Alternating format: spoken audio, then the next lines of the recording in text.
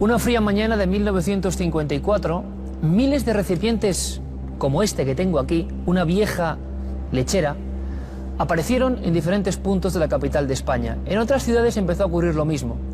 Las gentes despachaban un artefacto que era realmente útil para su vida cotidiana. Aquí se llevaba la leche y otros líquidos. ¿A qué se debía el reparo, el estupor, el asco que habían cogido a las viejas lecheras? Quizá lo he encontrado en una vieja casa de la calle Princesa, donde vivía una marquesa, Margarita Ruiz de Liori. Allí su hija Margot Shelley había muerto en extrañas circunstancias. Unos hablaban de una misteriosa enfermedad, hay quien dijo que un no menos inexplicable virus. Lo cierto y verdad es que la policía entró en ese domicilio y en una habitación oscura encontró el cuerpo de la difunta.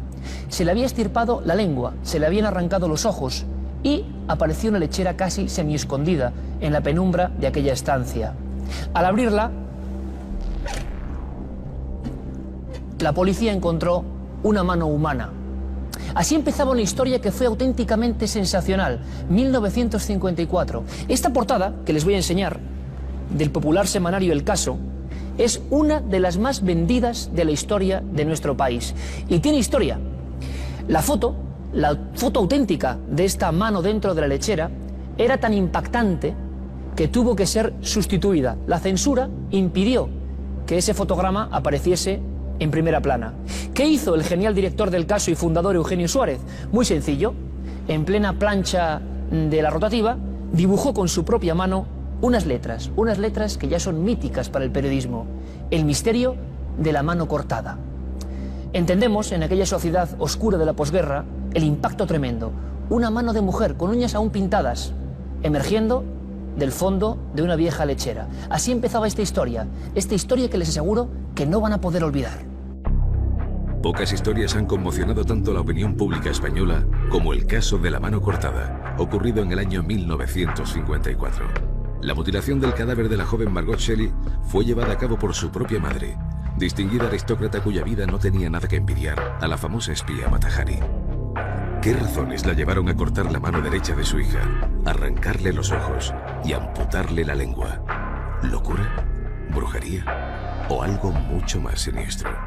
Margarita Ruiz de Liori fue una mujer excepcional, alguien que se adelantó a su tiempo, una de las primeras abogadas que ha habido nunca en nuestro país.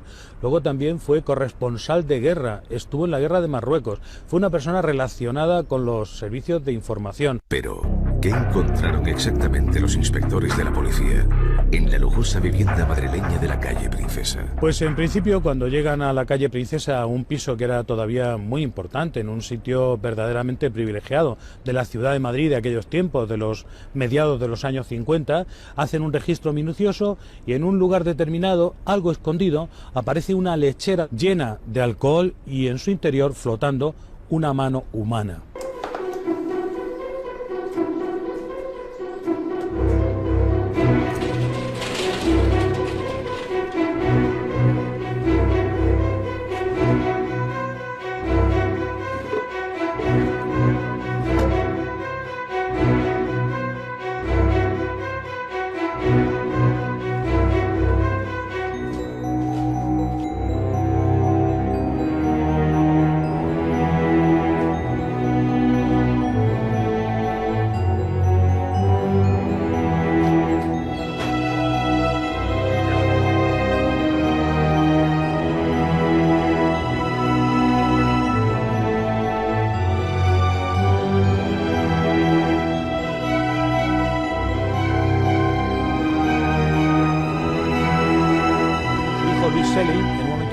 Celoso ante cómo ella estaba administrando los bienes o porque no le daba probablemente todo aquello que él le pedía, fue y la denunció por haber estado la noche del velatorio de su hija Margot, que había vivido durante mucho tiempo en Albacete y que vino enferma a Madrid. Ella la estuvo atendiendo y cuando falleció se quedó a solas velando el cuerpo con solo algunas de sus personas más íntimas, por ejemplo, el compañero sentimental de entonces, que era un abogado llamado José María Bassols. Entre los dos hicieron algo con el cadáver. Manipularon. Los demás hijos no sabían exactamente qué había sucedido y temían que el cuerpo de su hermana hubiera sido profanado. Cuarto Milenio se desplazó a Albacete para reconstruir el caso de la mano cortada. En esta localidad manchega continuaba una trama digna de novela. Allí, en su silencioso cementerio, reposan los restos de la enigmática marquesa. Hombre, ella se jactaba de ser una de las pocas mujeres que llamaba de tú al dictador delante del público. Y otra de las cosas que hacía era decir que era de las pocas personas que había tenido relaciones con la crema innata de la clase dirigente que había en Europa y en América. Pues en Albacete empiezan a verse dos personas altas, rubias, y en esa época sale el tema humo a la calle. Y se cree, en principio decían las cartas sumitas que eran supuestos extraterrestres que vivían, pero todos los hechos apuntan a que eran médicos nazis huidos de la justicia. El impacto de la mutilación de Margot Shilley se ha perpetuado en el tiempo, y aún hoy se trata de un absoluto tabú en la ciudad de Albacete. Quedan pocos testigos directos de aquellos tiempos, como el doctor Ernesto Turégano Saavedra. En su finca campestre, Cuarto Milenio encontró un retrato de la marquesa de Villasante, realizado en 1923 por el prestigioso pintor Rigoberto Soler. Allí estaba la efigie de la protagonista de esta extraña historia, que siempre ha permanecido bajo el secreto. Era una casa grande, dentro de un salón enorme con una chimenea, y el cuadro estaba arriba, que había una distancia desde donde yo estaba al cuadro, había más de 20 metros. O sea que el salón era grande, muy grande. A día de hoy, aún muchos especialistas se lo preguntan. ¿Por qué la marquesa de Villasante mutiló a su propia hija? Yo creo que probablemente era por amor a la hija. Que le tuviera mucho amor y mucho y cariño, y eso es lo que le hiciera hacer estas cosas. ¿Amor de madre? ¿O sería algo más? Según contaban en Albacete, la marquesa de Villasante no se llevaba demasiado bien con su hija, persona muy religiosa y recatada, de talante muy distinto al de la marquesa. Caridad Díaz, que conoció a Margot Shilley, nos confirma que aquella mujer atendía de forma desinteresada a los enfermos albaceteños.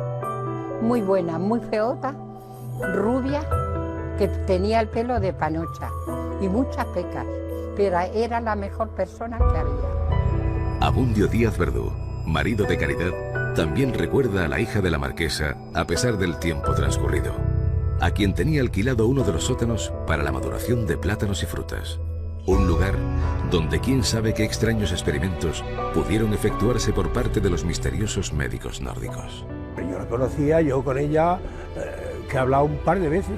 La mujer era una mujer muy amable, una mujer muy, se veía una gran mujer, caritativa. Ella, yo lo que le veía, yo no he tratado con ella mucho tiempo, pero la caritativa, era una buena mujer. Lo que sabía de ella, entrada y salida, normal como otra mujer que normal. Abundio, como si el recuerdo fuese imposible de borrar, nos desvela las extrañas costumbres de la marquesa de Villasante. Ella tenía perros, animales, ella, y los cuidaba muy bien. Por decirte que cuando la penicilina, ¿sabes? Ella, pues, que según decían, compraba ella, cuando no se conocía, si ya se daba que habían sacado la penicilina, que todo aquello, ella la tenía para curar los perros suyos.